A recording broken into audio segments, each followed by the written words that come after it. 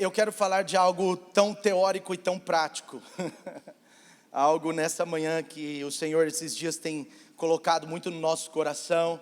Algumas coisas sobre os evangelhos. Nós temos, não sei se você já percebeu, pregado muito sobre isso.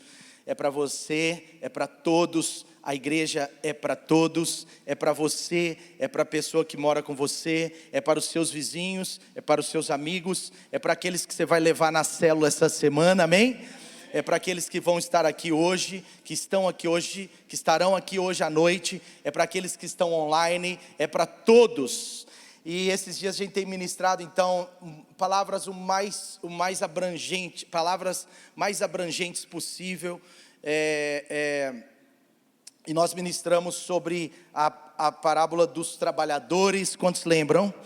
E a palavra diz que a graça é para quem que é a graça? A graça é para todos. Agora sim, a graça é para todos. Depois nós ministramos sobre semana passada o Lucas também ministrou nessa linha, não é? Sobre aquela mulher sunamita, aquela mulher que realmente foi tão perseverante, aquela mulher que não aceitou de alguma forma o silêncio de Deus, de Jesus, e aquela mulher que perseverou tanto. Nós ministramos também sobre a parábola das 10 virgens, não é mesmo? A parábola das 10 virgens. Então assim, nós estamos buscando de Deus para esse tempo que você possa receber o melhor do Senhor.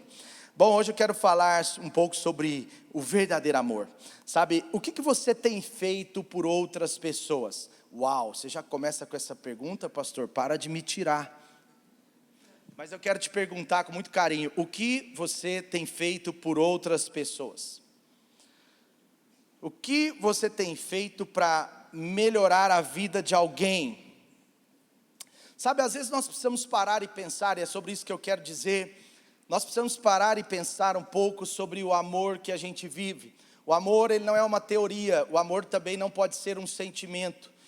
Porque se for um sentimento, um dia você vai estar amando, outro dia não amando, um dia você vai estar bem, outro dia não bem, e não é esse o verdadeiro amor. Mas sabe, eu por exemplo, na minha função, eu sei que eu tenho ajudado você, eu tenho ajudado pessoas, não é? Com o ministério, que é um pedaço do ministério, mas um pouco do ministério, que é o ministério da pregação, que é a atividade da pregação, e eu sei que isso te ajuda, te orienta, guia você, mas mesmo como pastor, eu sei que isso não pode ser tudo, e eu mesmo fico olhando para mim, eu estou te falando numa boa isso, eu fico olhando para mim e falando, Senhor, eu sei que isso é importante, mas eu não quero ser apenas, de fato não sou, mas não quero nunca ser apenas aquele que prega. Eu quero ajudar as pessoas mais propriamente dito. Eu tenho pessoas que caminham comigo, eu tenho uma equipe pastoral, eu tenho discípulos diretos, eu tenho ovelhas mais próximas que eu preciso de alguma forma cuidar delas, eu preciso de alguma forma ajudá-las.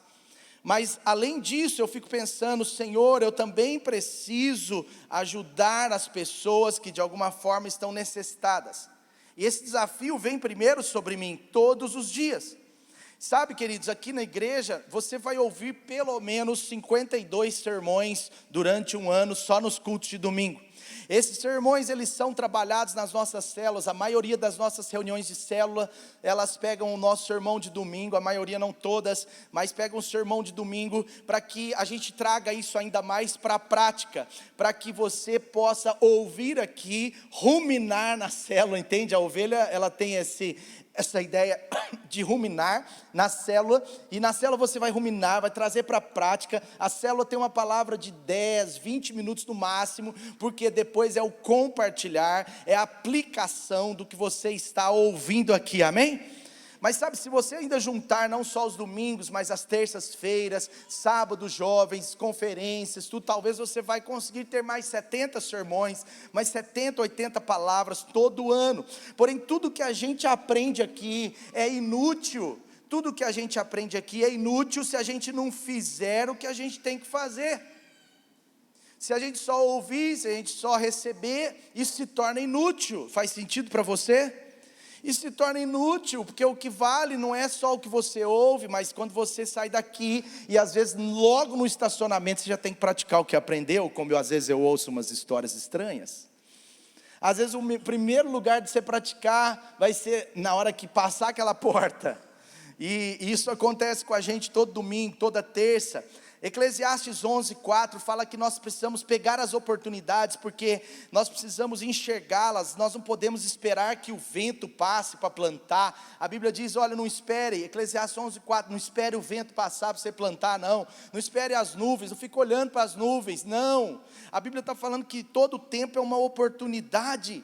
E eu fico olhando para o nosso cristianismo, como que é difícil o nosso cristianismo, num certo aspecto, porque ainda que o nosso cristianismo, tenha milhões de pessoas no Brasil, tenha bilhões, mais de 1 bilhão de pessoas no mundo, sabe, a razão talvez que ainda não faz com que o cristianismo seja tão poderoso, seja ainda mais poderoso e tenha ainda mais autoridade. Eu não estou dizendo que o cristianismo não tenha, mas a razão pela qual o cristianismo ainda não tem mais autoridade que ele poderia ter, mais poder que ele poderia ter, é porque às vezes nós pregamos uma coisa e nós não fazemos o que pregamos.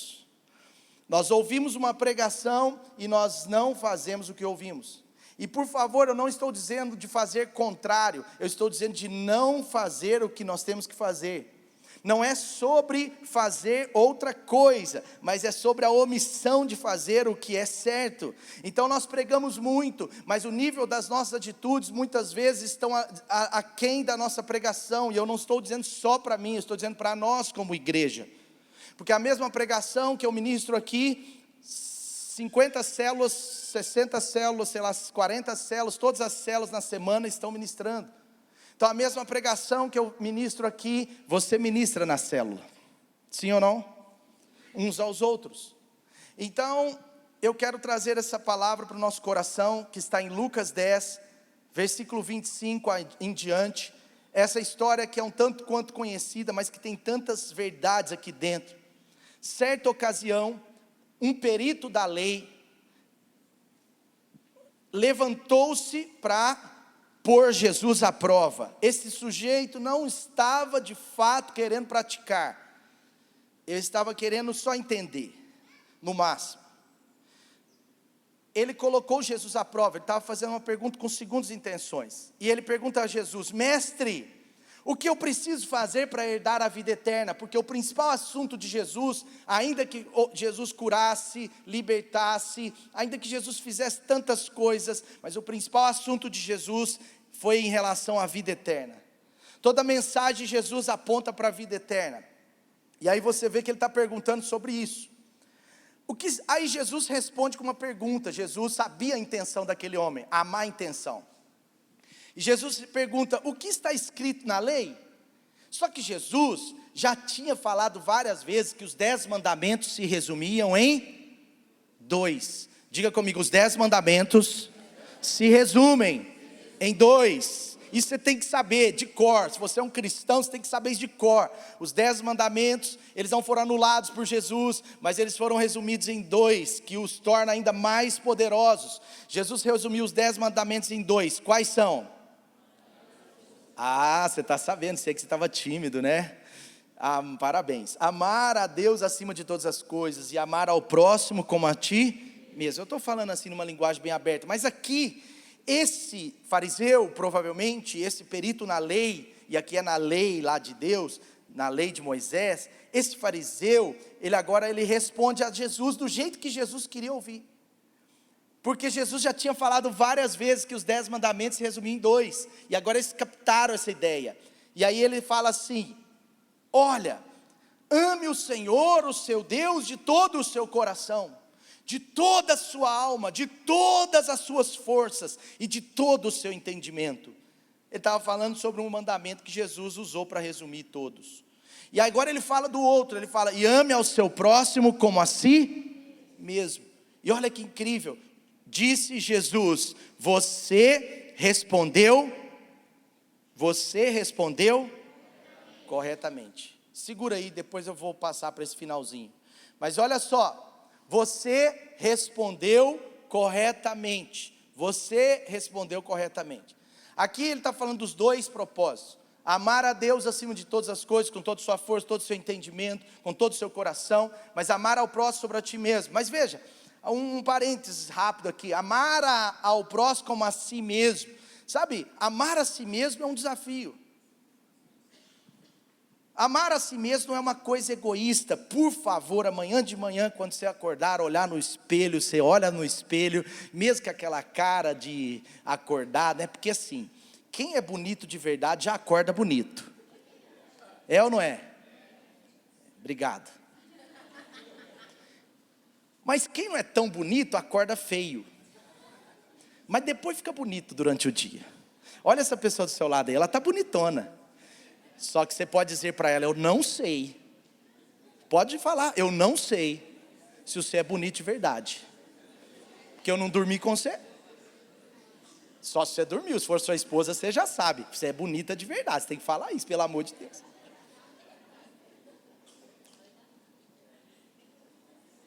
Meu pai falava, você só vai saber se a menina é bonita mesmo quando você casar com ela. Eu falava, por quê, pai? Ele falou assim, porque você só vai saber quando você acordar com ela. E eu falava, Senhor, me livra do mal.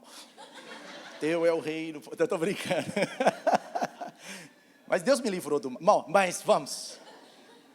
Mas preste atenção. Chegue amanhã de manhã no espelho e olhe bem para ele, para aquilo que você vai ver lá no espelho, e diga assim, eu te amo. No espelho, gente. Tá vendo? Já tem uns que são assim, super se amam mesmo, né? Já quer começar a falar agora. Mas amanhã de manhã, ou quando você chegar em casa hoje, olhe no espelho e diga, eu te amo, amém? Não é errado você se amar, o problema é quando você só se ama. Mas vamos voltar aqui, eu só quero abrir esse parênteses. Sabe, nós precisamos cuidar de ter um relacionamento saudável conosco mesmo, porque se você não tiver isso, você vai ter a dificuldade de amar outras pessoas. Algumas pessoas têm dificuldade de amar o outro, porque ainda não aprenderam a se amar.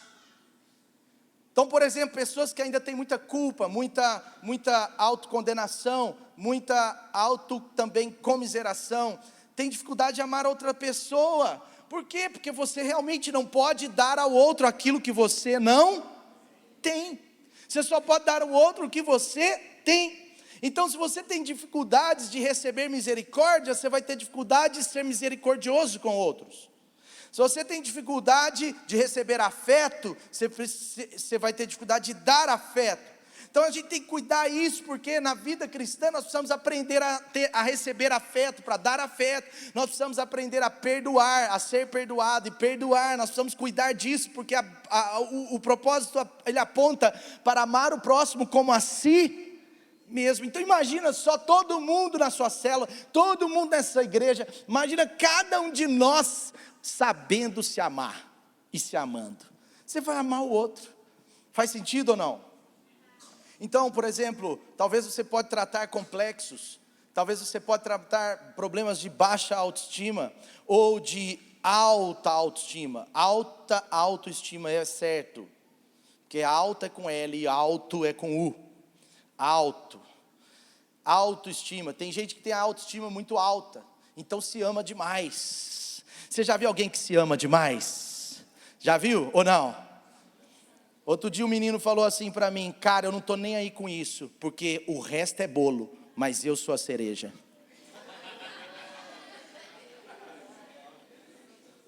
Eu achei meio estranha essa frase por duas razões. Uma porque eu achei que ele se ama demais e a outra deixa para lá. Mas sabe, como está o seu relacionamento consigo mesmo? Nós temos que pensar sobre isso. Romanos 12, 13 diz, ninguém tenha de si mesmo um conceito mais elevado do que deve ter. Paulo está dizendo, olha, você tem que ter um conceito equilibrado. Você não pode se achar pequenininho, coitadinho lá, mas você tem que se achar, mas você também não pode se achar forte, o cara. Não, é um equilíbrio. Por quê? Porque Deus quer que nós amemos as pessoas como a gente se ama. Então, se você não gosta de si mesmo, então eu quero te dizer que você não está preparado ainda para gostar de ninguém. Então precisa aprender a gostar de si mesmo. Deixa eu voltar à história. Aquele homem então está conversando com Jesus. E é interessante esse negócio de amor a Deus, porque tem hora que eu olho para umas pessoas, eu falo assim, nossa, se essa pessoa amasse a Deus como ela ama Netflix, sem julgar, imagina. Se essa pessoa amasse a Deus como ela ama comer uma coxinha, se essa pessoa amasse a Deus como ela ama viajar, até porque não tem problema a gente falar de viagem nem de coxinha, mas o problema é quando a pessoa só fala disso. E ela não consegue chegar em Deus, mas sabe, todos podem ter um relacionamento muito bom com Deus, amém? Todos podemos ter um relacionamento bom com Deus, porque o relacionamento seu com Deus, ele pode ser tão bom quanto você quiser, quanto eu quiser. O nosso relacionamento com Deus, ele pode ser tão bom quanto você e eu decidimos fazê-lo, porque isso depende primeiramente de quanto tempo nós dedicamos a isso. Quando você se dedica a algo, você cresce naquilo que você dedica. Então, eu quero dizer um pouco sobre essa disposição de praticar o que eu aprendo. Vamos lá. Esse homem, ele está diante de Deus, porque Jesus era Deus. Ele está diante de Jesus. Ele chama Jesus de mestre, tendo falado aquilo com o coração puro ou não, mas ele chama Jesus de mestre. Mas a Bíblia diz que aquele homem, ele deu uma resposta. Jesus o questiona, Jesus fala, você que me responda, o que você acha que tem que ter para a vida eterna? E ele resumiu os 10 mandamentos, porque o coração do fariseu sempre apontava para a lei. Então ele pega a lei, ele na cabeça dele, ele converte a lei para o Novo Testamento, ele converte a lei para o coração de Jesus, e ele responde errado ou certo? Então vamos voltar no versículo 20, desculpa, eu esqueci o versículo que é 28, obrigado. Vamos voltar para o versículo 28. Olha que interessante. Ele diz, olha que incrível. Ele diz para esse homem, você respondeu o quê? Só que ele não diz só isso. Ele diz, você respondeu corretamente. Faça isso. Faça isso. Diga comigo, faça isso. Eu quero dizer o primeiro ponto para você, que o amor verdadeiro faça isso. Amém? Você vai entender melhor, calma. O amor verdadeiro faça isso. O que eu quero te falar? Aquele homem, ele pensava corretamente, ele já tinha entendido corretamente. Aquele homem, ele tinha teologia. Aquele homem, ele tinha um intelecto para saber. Aquele homem já tinha ido em alguns cultos de Jesus e ele já tinha aprendido sobre o verdadeiro amor. Aquele homem, ele já estava seguindo ou perseguindo Jesus. Ele estava acompanhando o ministério de Jesus. Ele já tinha aprendido uma coisa, ele já sabia que no coração de Jesus os mandamentos se resumiriam àqueles 2. Mas Jesus não tira o certo, mas acrescenta o que completava a percepção daquele homem do verdadeiro amor. Esse homem, ele tinha a resposta plenamente. Mas Jesus respondeu, sim, você disse corretamente, porém, o quê? Pode deixar o versículo, é porque tá bom. Porém, faça isso. Então vamos lá, vamos entender um pouco sobre isso. Eu fico olhando pessoas, às vezes sem querer, que não é por mal, é lógico que ninguém faz isso por mal, mas pessoas que começam a pensar só em si mesma. E quando a gente começa a pensar só em nós mesmos, a gente começa a se tornar a pessoa mais miserável do mundo. Certa ocasião, um perito na lei levantou-se para colocar Jesus à prova. Presta atenção, esse homem não estava querendo necessariamente entender e necessariamente praticar o amor. Parece que ele estava discutindo uma teologia. Parece que ele estava teórico. Sabe, o amor, ele não é teórico. O amor, segundo Deus, o amor verdadeiro, ele não é teórico. O amor faça isso. O amor faça isso. O amor verdadeiro tem a ver com o que eu faço. Portanto, primeira coisa, o amor não é um sentimento. Porque se ele for um sentimento, eu vou fazer com base no que eu estou sentindo naquele momento. Assim como a fé não é um sentimento, por isso que nós temos fé na dor, fé na tristeza, por isso quando você entristece, sofre, até que, mesmo que seja injustamente, mesmo assim, se você é um verdadeiro cristão, você continua com a sua fé no Senhor Jesus, ativa, acesa. Mas assim também é o amor. Assim também é o amor. O amor, ele é mais uma decisão, é uma decisão de como eu vou falar com as pessoas. É uma decisão de como eu vou agir com as pessoas que eventualmente não estão demonstrando esse amor por mim. É uma decisão de como vou praticar o que eu aprendo. Então amar alguém não é sobre como você se sente em relação a ela, mas sobre como você crê em Deus. Amar alguém tem muito mais a ver sobre crer no amor de Deus por você do que no sentimento que você tem por pessoas. Por isso que o cristianismo, ele se pauta na fé para a salvação, mas a partir do amor é que outras pessoas vão ver que há um Cristo dentro de nós. Então, amar a pessoa não é necessariamente também concordar com um comportamento errado. Aqui que as pessoas às vezes se confundem. Então nós precisamos aprender a amar o pecador, aprender a amar o cristão carnal, aprender a amar pessoas difíceis, sem concordar com o que elas fazem. Sem, direto ou indiretamente, aprová-las naquilo que fazem.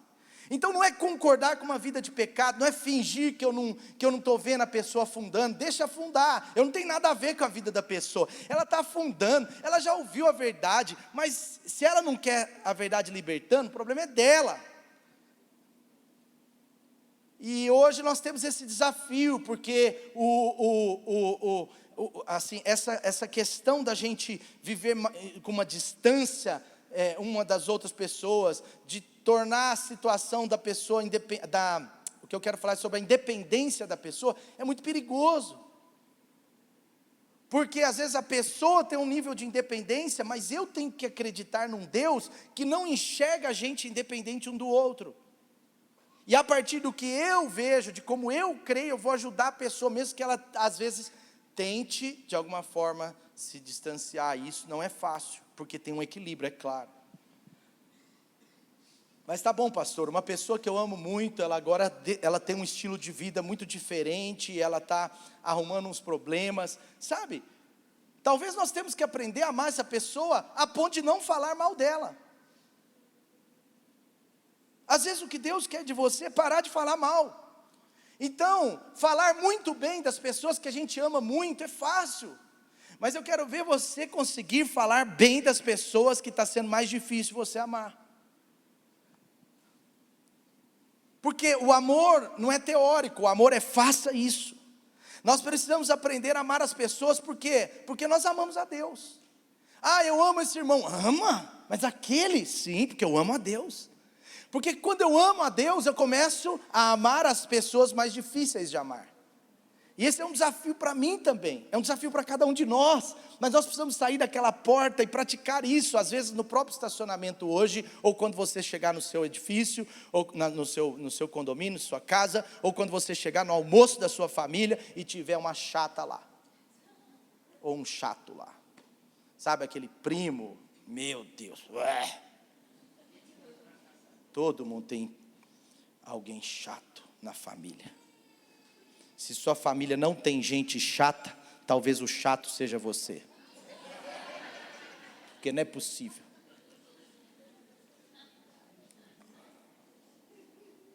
Portanto, gente, que amar a Jesus verdadeiramente nos implica decidir, diga decidir. Amar as pessoas difíceis, gente.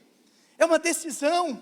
Nos implica amar as pessoas que nós tivemos que perdoar muitas vezes, que erraram com a gente, as pessoas talvez que nos traíram, nos abandonaram, as pessoas até que falaram mal da gente, mas sabe, decidir amar uma pessoa, às vezes que nós não temos motivos humanamente falando de amá-la, mas é assim que funciona o amor de Deus. O amor de Deus não é pensar corretamente apenas, é faça isso, amém?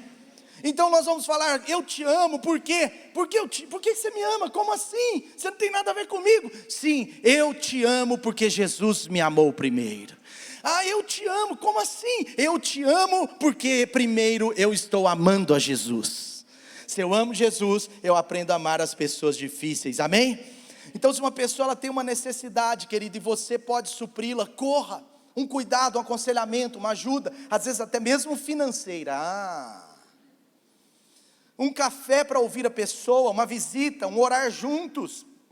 Sabe, a pessoa precisa de ajuda e a gente às vezes faz aquele negócio, né? Eu estou vendo o irmão precisando de ajuda, ou uma outra pessoa precisando de uma ajuda prática, coisa prática. E aí eu não sei se já aconteceu com você, mas às vezes a gente fala assim, Deus, eu vou orar sobre isso, né? O espiritual. Deus, estou aqui diante da tua presença.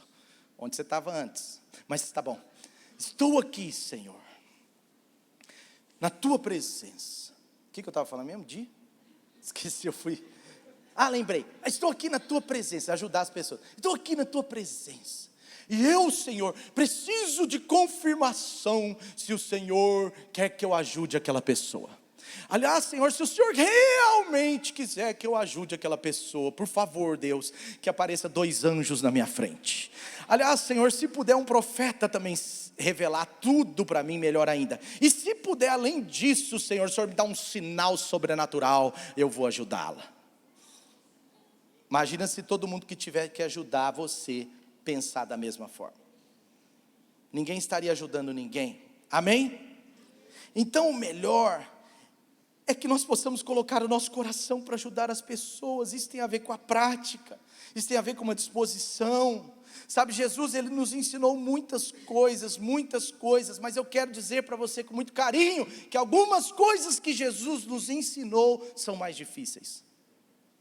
E talvez uma das mais difíceis é essa desse assunto.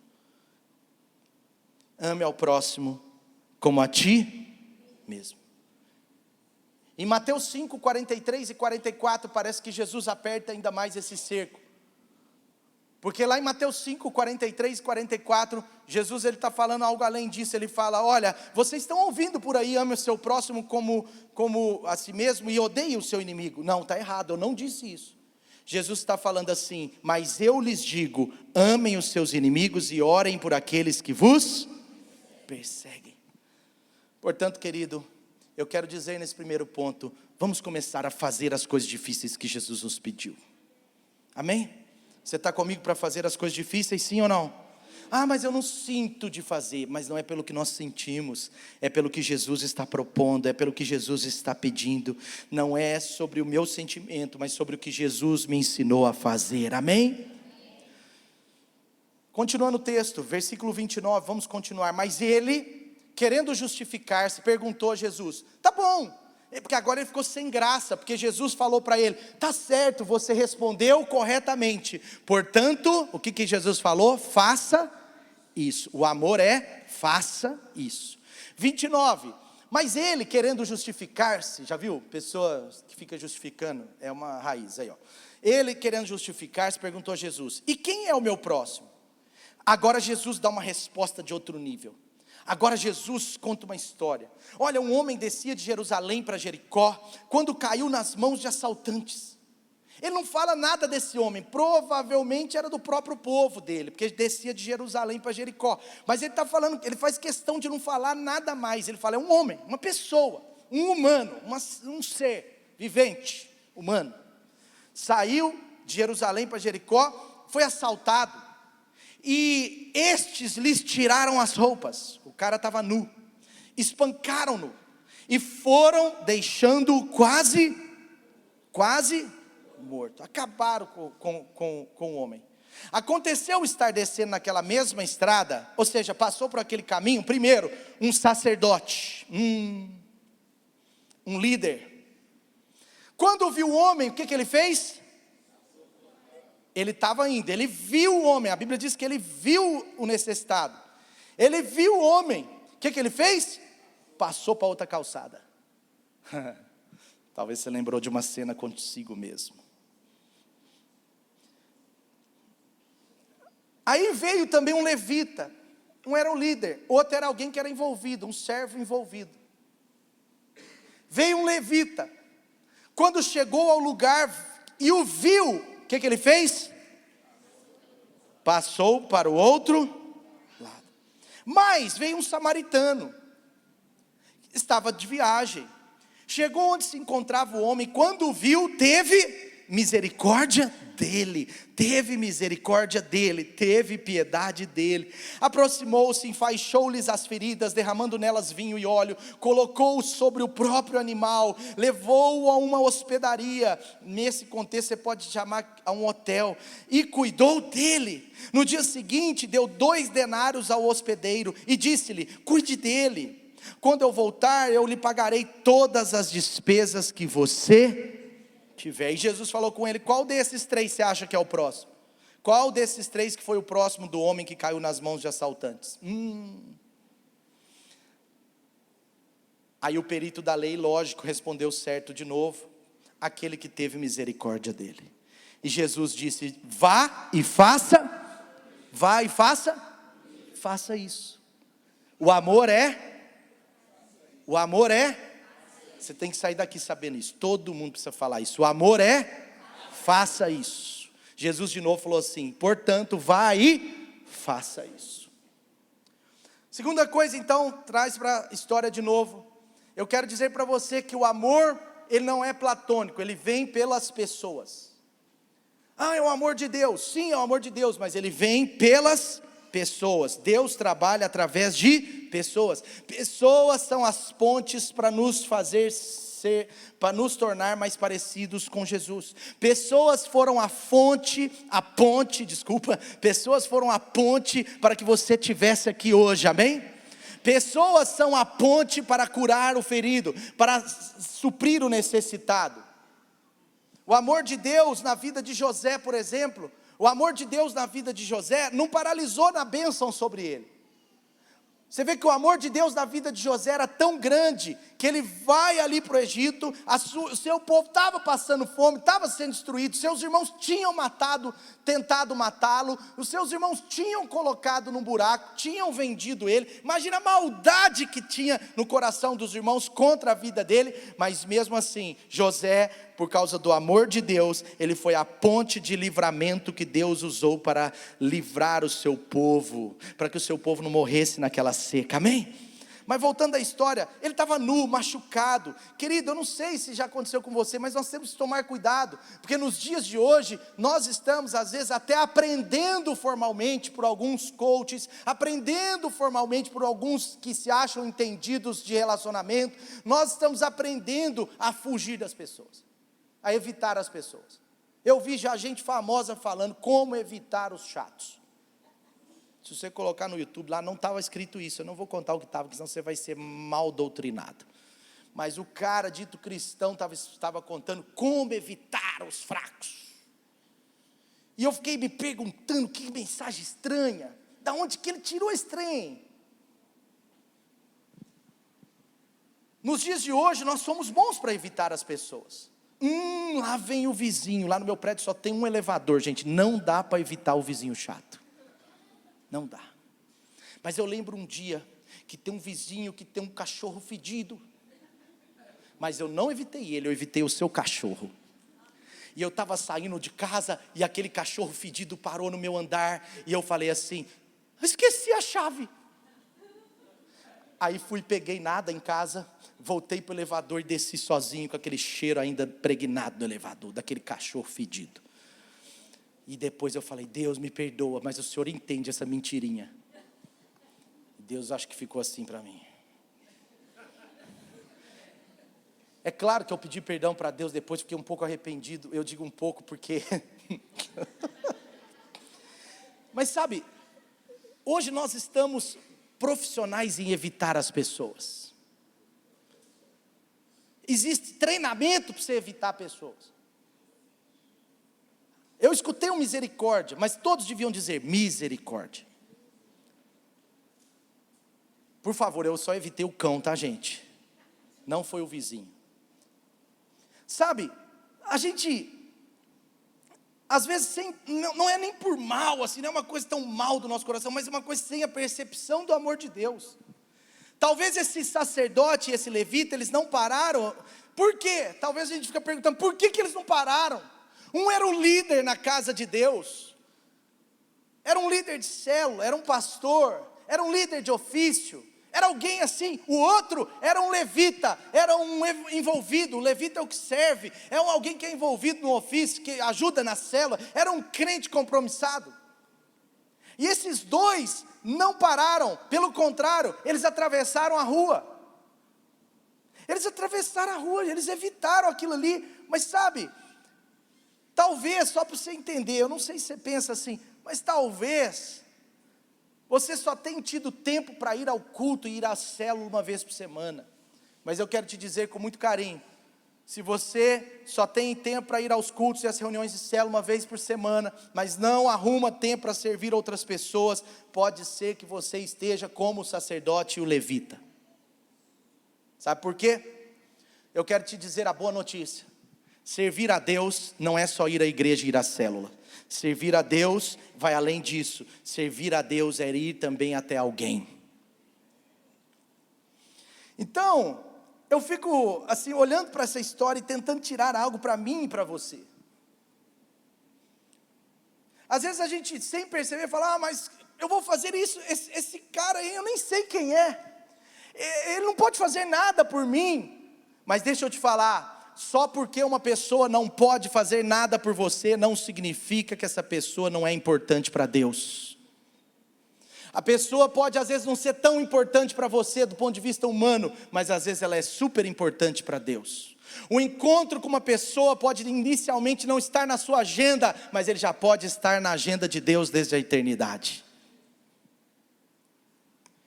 Então quando você fizer algo por ela, em outras palavras, você vai estar fazendo algo para Deus. Nós precisamos cuidar disso, então preste atenção. Nós temos que ir na prática, mostrar o amor de Jesus na vida das pessoas. Às vezes nós temos que tentar e atentar, nós temos que atentar e tentar de todas as formas servir alguém. Servir um não cristão, servir um necessitado lá fora, servir um desigrejado, às vezes um desviado, mas principalmente um não cristão. Você é chamado por Deus para servi-lo. Sabe por quê? Preste atenção. Muitas vezes, você pode ser o único Jesus que essa pessoa conhece.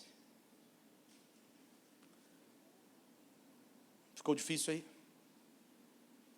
Sim ou não? Amém? Muitas vezes, algumas pessoas que você conhece, pode ser que você seja o único Jesus que ela conheça. Então, eu quero dizer a segunda coisa. O amor vem através de pessoas. Diga comigo, o amor faça isso. 2, o amor vem através de pessoas. Terceira coisa, Tiago 2:8 diz assim: se vocês de fato obedecerem à lei real encontrada na Escritura que diz, Tiago está na mesma linha de Jesus, no mesmo contexto do assunto que nós estamos falando. Ele fala, se vocês obedecerem à lei de Jesus que diz, ele não disse os 10 mandamentos, ele diz, ame o seu próximo como a si mesmo. Então estarão agindo, aí ele continua, 9, 10, aí no 12 ele fala assim, falem e ajam como quem vai ser julgado pela lei da liberdade, pela nova lei da graça. É isso que ele está falando. Agora vocês precisam aprender a agir, e vocês precisam aprender a falar com um novo nível de lei. Aí ele está dizendo, porque será exercido juízo sem misericórdia sobre quem não for misericordioso. A misericórdia triunfa sobre o juízo. Terceiro ponto, diga comigo, o amor é misericordioso. Veja na história, a palavra de Deus diz que o samaritano teve piedade dele, teve misericórdia dele. A palavra de Deus diz que ele teve misericórdia. Depois, quando Jesus pergunta para o homem religioso, quem tinha sido o bom, quem tinha sido o próximo, ele responde, aquele que foi misericordioso. Sabe, o amor, ele tem que ter doses de misericórdia. Nós vivemos dias onde tudo tem a ver com a nossa... Temos que tomar cuidado, porque tem muita coisa boa na intencionalidade, tá? Mas nós temos que tomar cuidado, porque o amor, às vezes ele não pode ter uma intencionalidade nesse sentido. Outro dia uma pessoa falou para mim assim, eu fiquei sabendo de uma pessoa que falou assim, eu demoro um dia para responder a mensagem do cara que demorou para responder a minha, de propósito. Isso existe. São intencionalidades aprendidas com os marqueteiros. Tem muita coisa boa, mas eu e você precisamos filtrar o que é bom. O amor de Deus não cabe esse tipo de intencionalidade. No amor de Deus não cabe intencionalidade de amar as pessoas apenas quando elas podem fazer algo por nós.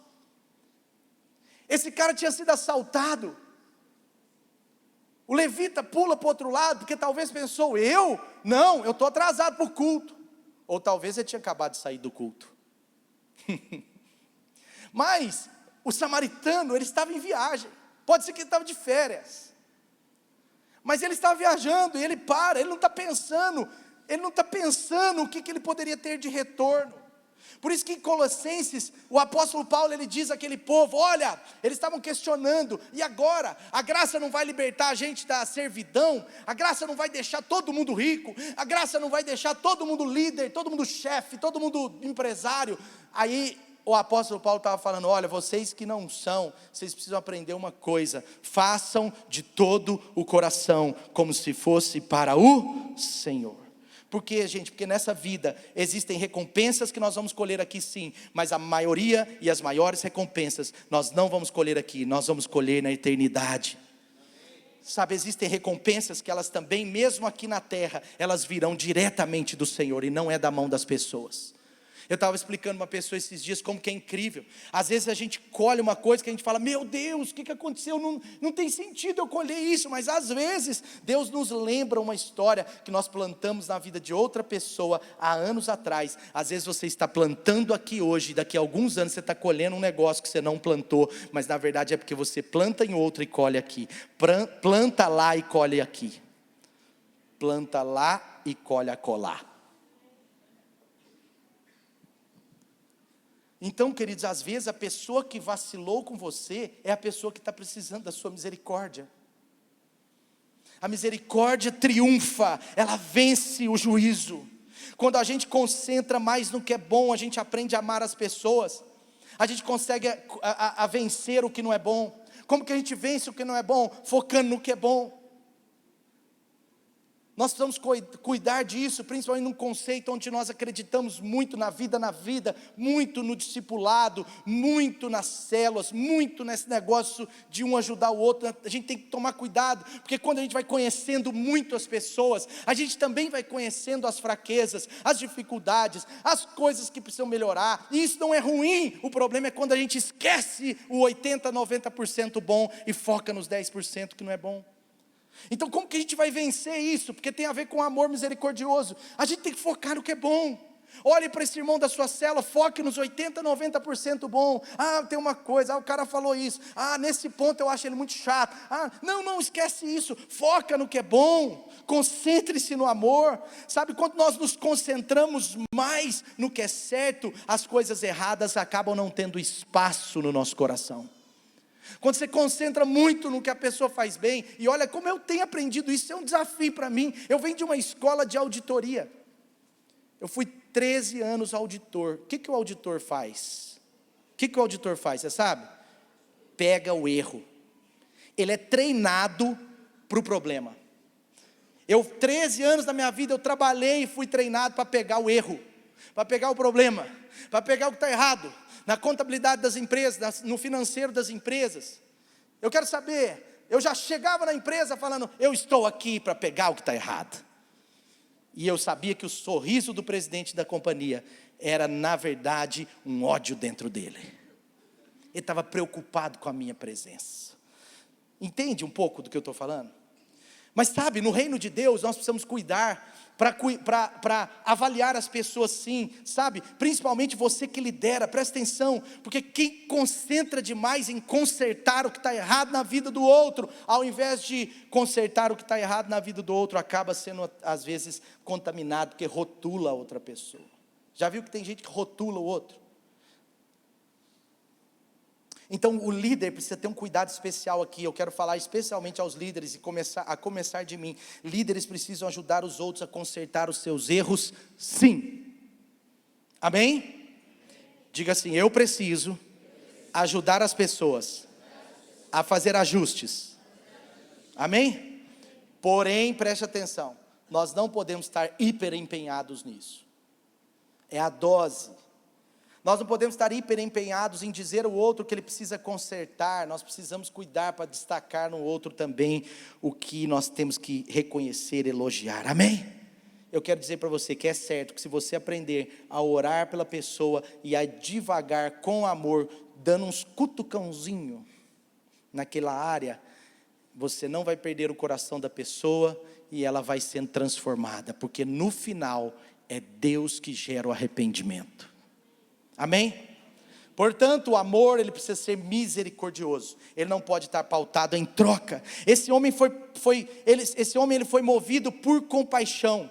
Esse homem ele foi movido por quê? Por empatia. Ele se coloca no lugar do outro.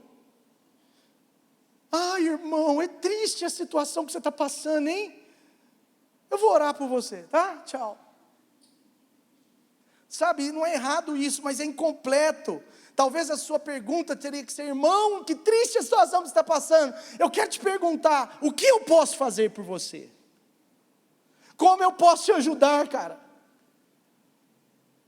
Sabe, um dia eu fui orar e eu estava triste por algo que estava acontecendo com uma pessoa, triste mesmo, porque o pastor entristece quando ele vê uma situação difícil na vida de uma ovelha, de um discípulo, e eu estava triste pelo que estava acontecendo na pessoa. Ela tinha aberto comigo uma situação, e aí eu falei assim: meu Deus, eu tenho misericórdia dessa pessoa. Eu não lembro se eu estava dirigindo, mas não foi nem no meu momento de oração, assim, de manhã, foi um outro momento. Aí eu comecei a orar, assim, espontaneamente, e eu estava orando pela pessoa: Deus, por favor, faça isso, faça aquilo para a pessoa. Aí de repente eu falei: Deus, faz isso com a pessoa. E aí Deus falou comigo: por que você está me pedindo para fazer por ela o que você pode fazer? Sabe, nós não podemos só ficar pedindo a Deus pelas pessoas, mas sem interesse em ajudá-las. O amor é misericordioso. Diga assim: o amor é misericordioso. Deus, salva os meus vizinhos, eu oro há 7 anos por eles, salva! Mas tem 7 anos que eles estão esperando para aquele café que você ainda não convidou. E às vezes às vezes você pode ser o único Jesus que eles conhecem. Amém? E se for? Ele foi movido sem intenção, gente, sem pensar nada em troca. Ele se aproximou, olha só o versículo 34, ele aproximou-se, enfaixou-lhes as feridas. Gente, como que ele enfaixou? Você acha que ele tinha uma faixa dentro da mochila? Ah, ele tinha band-aid, pastor. Band-aid não dava não, ele estava quase morto. Provavelmente, ele enfaixou, tirando uma das suas roupas. Tirou o seu casaco, sua blusa e enrolou. Ou seja, agora ele se tornou nu como aquele homem, para salvá-lo. Derramando nelas vinho, óleo, depois colocou-o sobre o seu próprio animal. Gente, ele estava em cima do animal andando, ó. Camelozinho, ou jegue, ou um manga larga. Agora ele põe o quase morto no animal e ele vai como? Como que ele vai? Ele tinha outro? Sim ou não? Não. Ele colocou sobre o animal, sobre o próprio animal, e ele foi a pé. Ele foi a pé. Uma coisa marcou a minha vida, uma parêntese, marcou muito a nossa vida. Uma vez bateram no carro do meu pai, e eu nunca esqueço isso, nossa casa nunca esqueceu disso. Mas uma irmã da igreja, ela pegou o próprio carro, ficou andando a pé de ônibus. Ela falou: pastor, o seu trabalho é muito importante, o meu trabalho é simples, eu vou e volto, eu pego um ônibus na frente da minha casa, eu vou e volto, eu faço questão de deixar o meu carro por esses 25 dias com o senhor. E meu pai falou: não, de jeito nenhum. Na época nem tinha Uber, né? De jeito nenhum, não vai fazer isso não. E ela insistiu, ela falou: eu faço questão, pastor, eu quero te servir. E ela pega o seu próprio carro, e ela deixa 1 mês com meu pai, o carro dela, e andou de ônibus. Isso é amor ao próximo. Às vezes nós temos que fazer algumas coisas dessa, no mínimo para a gente aprender sobre o amor. Ele coloca no seu próprio animal, levando para a hospedaria, ele levou para o hotel, ele cuidou dele. Diga: cuidou dele. Ele só não deixou lá no hotel, ele só não deixou: eu tenho um dinheiro aqui, cuida desse homem para mim, eu vou... Não, ele cuidou. No dia seguinte, deu 2 denários ao hospedeiro e lhe disse: cuide dele, quando eu voltar eu lhe pagarei todas as despesas. Todas as despesas.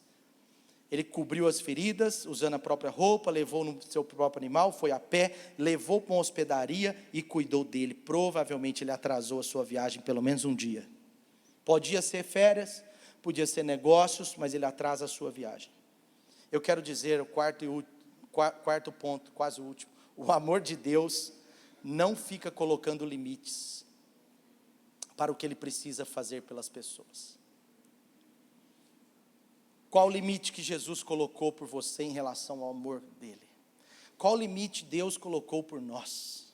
Qual o limite que Jesus colocou? Se você encontrar um limite do amor de Deus para você, por favor, me fale, porque eu vou dizer herege. Deus não colocou limites no seu amor por nós. Ele pega o seu filho Jesus, o seu único filho, ele pega Jesus, o perfeito de Deus, o Filho único de Deus, Ele entrega Jesus por nós, Ele veio, Ele se tornou carne, Ele habita entre nós. É como se um rei se tornasse de certa forma um mendigo, para nos ajudar, para nos salvar, para nos tornar alguém. E Jesus, Ele é esse perfeito que Deus o Pai não poupou por nós. E por último, agora sim, no dia seguinte, deu 2 denários ao hospedeiro e lhe disse: cuide dele, quando eu voltar, eu lhe pagarei todas as despesas que você tiver. Eu quero dizer, quarto, o amor de Deus não fica colocando limites. E 5, o amor de Deus finaliza e não apenas começa. O amor de Deus finaliza, não apenas começa. Aqui está uma chave para mim e para você. Porque a gente começa a amar, começa a cuidar, faz alguma coisa, mas chega uma hora que a gente começa a falar assim, não, agora está meio complicado, cara, eu já tirei ele lá da estrada, coloquei na hospedaria, agora o dono da hospedaria disse para mim que tem que ficar mais 6 dias. Não, eu já cuidei dele há uma noite, agora daqui para frente eu não posso fazer mais nada. Eu sei que é desafiador isso, porque cada um de nós vai ser desafiado em algum dia sobre isso. Mas sabe de uma coisa, em algum momento da sua vida que você deu bizil, em algum momento da sua vida que você bizuzou, foi ontem que eu perguntei, quem já deu bizil aqui? E 90% levantou a mão. Quem já deu bizil? Aí 90% levantou a mão. E os 10% não levantaram, porque ainda estão para dar bizil. Mas sabe, o amor, ele não pode só começar a obra na vida do outro. Se Deus te chamou para levar uma pessoa para o Evangelho, persista, persevere até que ela creia. Se Deus te chamou para cuidar de alguém, para instruir alguém, continue instruindo, não desista. Talvez você instruiu 5 coisas, tem uma coisa que a pessoa está desobedecendo.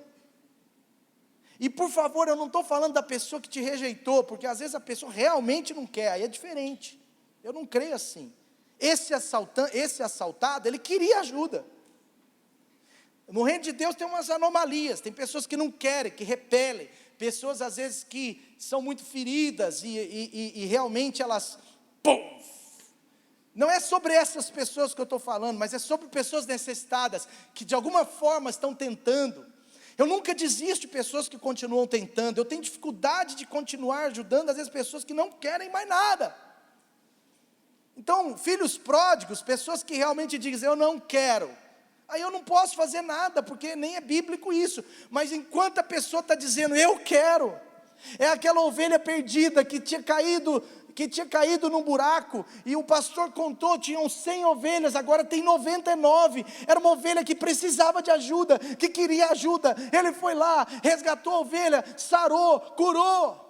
É o mesmo contexto, esse homem precisava de ajuda, queria ajuda, mas o grande detalhe é que o amor, ele não apenas começa, ele finaliza o que tem que ser feito. Nós precisamos terminar o que Deus nos deu para fazer na vida de outras pessoas. Deus te deu uma missão na vida de outras pessoas, e eu e você precisamos terminá-la. Talvez a missão que Deus te deu na vida de alguém vai terminar só no dia da sua morte, ou só no dia da vinda do Senhor Jesus. Mas se é a missão de Deus para a sua vida, continue, continue, continue. Amém? Precisamos terminar o que Deus nos deu para fazer, porque, sabe, começar é um impulso, mas perseverar é uma arte ligada ao amor de Deus em nós. Às vezes nós começamos por impulso, mas o que nos mantém perseverantes é o amor de Deus em nós. Amém? Amém? Então recapitule comigo. Primeiro, o amor é, faça isso. O amor não é teórico, o amor é, faça isso. Amém? Segundo, o amor é através de pessoas. Amém? Terceiro, o amor é misericordioso. Você está anotando? O amor é misericordioso. Quarto, o amor é o quê? Exatamente, o amor não coloca limites. E último, quinto, meu Deus, esse pastor é louco, pregou 5 pontos. O cara da internet só prega 2, mas aqui não é a internet. Graças a Deus. Bom, mas o quinto e último, o amor não só começa, o amor finaliza. Fica de pé no seu lugar.